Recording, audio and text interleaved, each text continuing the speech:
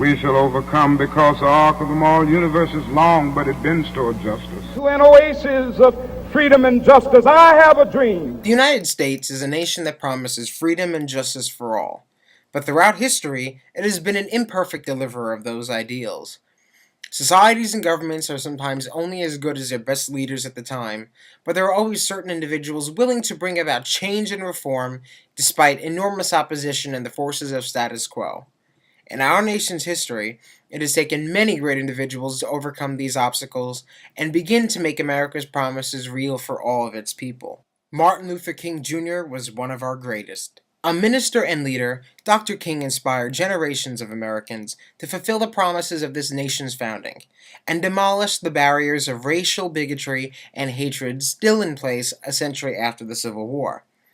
His iconic image as a magnificent orator and a moralist is most deserving in that his activism allowed generations of young Americans to realize their great potential and equal worth.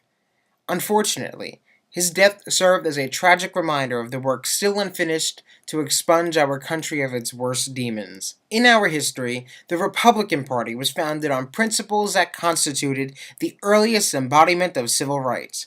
It was Abraham Lincoln, the first Republican president, who so eloquently decried the sin of slavery as open war with the very fundamental principles of civil liberty.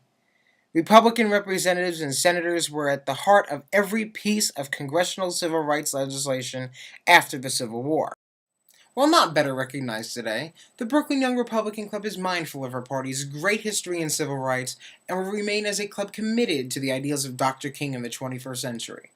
Because he gave his life to so righteous a cause, no man is more deserving of the great national holiday that we recognize today. And as we are on the eve of the inauguration of America's first African-American president, it is clear that his spirit and message continue to live on in all of us. So today, let us all remember his tremendous deeds and commit ourselves to ensuring that his dream fully becomes a reality for all.